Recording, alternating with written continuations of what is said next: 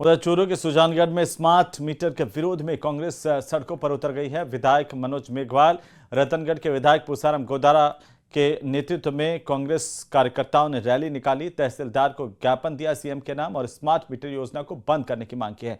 इस दौरान सभापति नीलोफर गौरी, पीसीसी सदस्य रामकरण गुलेरिया समेत अनेक कांग्रेस के कार्यकर्ता नेता यहां पर मौजूद थे। मनोज मेघवाल, सुजानगढ़ विधायक, उनके नेतृत्व में बड़ी तादाद में लोग सड़कों पर उतरे और स्मार्ट मीटर का विरोध किया।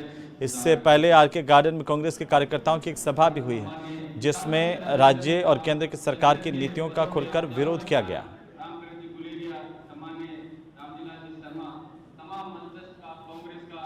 सरकार ने स्मार्ट मीटर हर घर में लगाने की बात की है और इस योजना को चलाना शुरू किया है। जनता में बड़ा भारी रोष है, आक्रोश है कि जिस तरह से जगह जगह से मीडिया के थ्रू, चाहे प्रिंट मीडिया हो चाहे इलेक्ट्रॉनिक मीडिया हो, बातें निकल के आ रही है कि किस तरह से लोगों जहाँ मीटर लगे हैं कुछ जगह वहाँ बिल दुगने चौगने आ रहे हैं। और इसको लेकर जो संतोष है, तो सबसे पहले सरकार को इस योजना को बंद करना चाहिए। उसके बाद में जो भ्रांतियाँ हैं या जो इसमें कमियाँ उसको दूर करना चाहिए। और सबसे बड़ी है कि जनता पहले संतुष्ट करे। ऐसी कोई आवश्यकता नहीं कि आप एक साथ 1,37,00,000 मीटर बदलने का आपने बना दिया।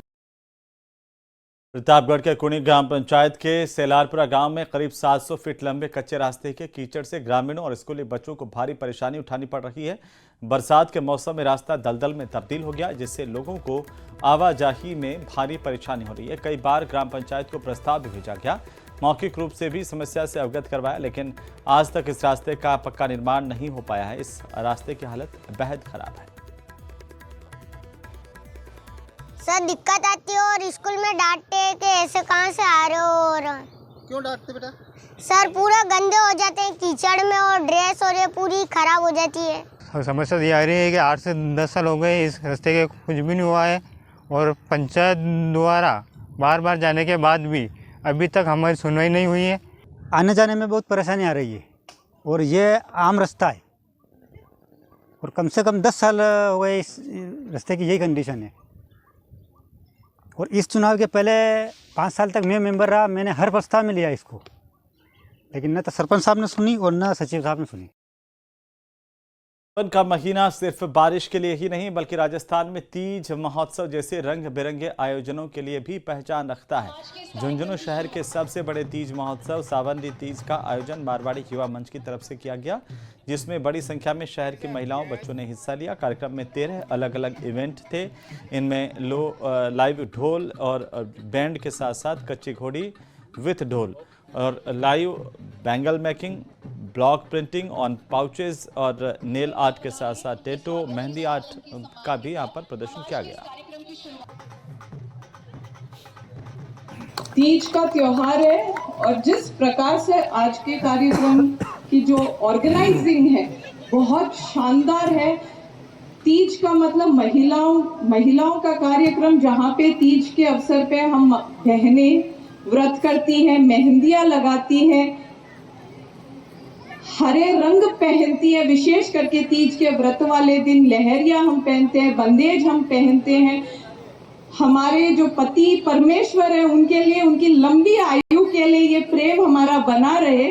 तो आप सभी माताओं बहनों को एडवांस में मैं तीज की शुभकामनाएं देती हूँ। और जिस प्रकार से आज के कार्यक्रम में झूले हैं, ऊँटों की सवारी है, मेहंदी है, बैंगल मेकिंग है, स्टैम्प प्रिंटिंग है, शानदार entertainment for ladies and children. Give a round of applause for all the organisers here who thought for this event and have come here and organise so well.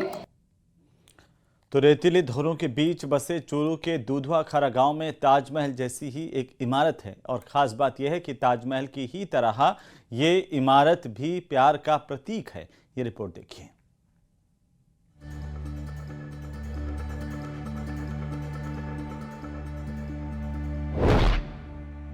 प्यार और आस्था का संगम, रेत के धोरों के बीच ताजमहल। सेठ हजारीमल की याद में बनवाई भव्य छतरी, पत्नी सरस्वती देवी ने बनवाई भव्य इमारत। रेतीले धोरों के बीच ताजमहल जैसी ये इमारत करीब 75 साल पहले बनाई गई थी। ये उस जमाने की बात है जब राजस्थान में घूंघट की आड़ में महिलाओं का पूरा जीवन कट जाता था। महिलाएं अपने पति के साथ सती हो जाया करती थीं। उस दौर में एक ऐसी महिला भी हुई जिन्होंने अपने पति की मौत के बाद अपने प्रेम को इस इमारत के जरिए अमर कर दिया। जी हाँ, सेठ राय बहादुर हजारीमल की पत्नी सरस्वती देवी ने अपने पति की मौत के बाद उनकी स्मृति में इस भव्य छतरी का निर्माण करवाया।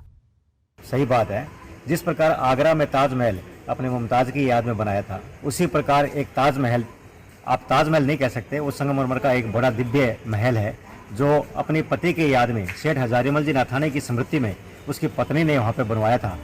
ये इमारत सरस्वती देवी और सेठ हजारीमल के प्रेम का प्रतीक तो है ही, बल्कि आस्था का भी केंद्र है। यहाँ एक शिवलिंग भी स्थापित की गई है। बताया जाता है कि इस शिवलिंग का अभिषेक इंग्लैंड से मंगवाए गए खास इत्र से किया गया और इत्र ऐसा था कि जिसकी खुशबू आसपास के गांव तक फैल गई थी और लोग इस इत्र को शीशियों में भरकर ले गए।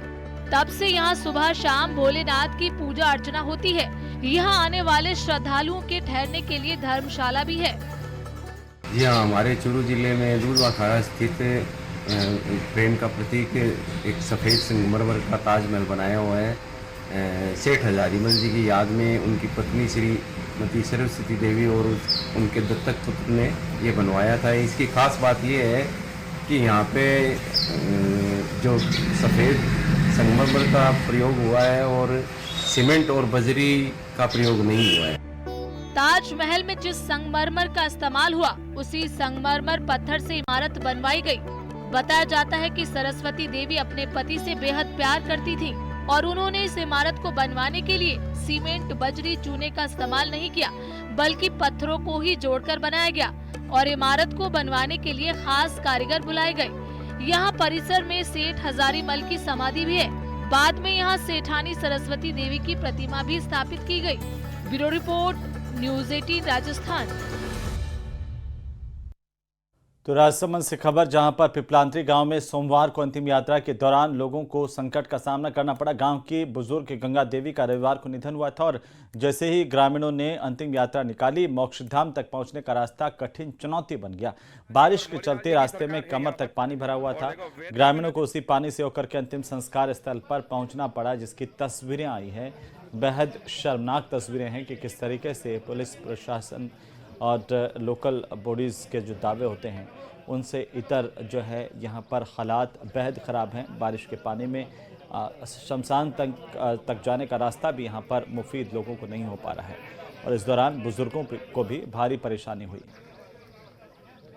आज हमारे पालीवाल समाज में डेथ हो गई थी, जिनके अंतिम संस्कार के लिए शमशान में गए और शमशान की ये हालत हो रही है कि आधे आधे यहाँ तक डूब रहे हैं लोग और लाश को बड़ी मुश्किल से ले जाया गया। और इस चीज़ के लिए पहले भी हमारे ग्राम पंचायत के सरपंच, जनप्रतिनिधि सबको अवगत कराया गया था, लेकिन किसी ने ध्यान नहीं दिया और अपने आप में बहुत बड़े बड़े वादे करते हैं कि हमने इतना विकास कराया, ये विकास कराया। आज हमें ये बहुत, मैं आपको विकास के नाम की पोल बता रहा हूँ, ये तो इतनी ही ऐसी समस्या हमारी ग्राम पंचायत में बहुत जगह है।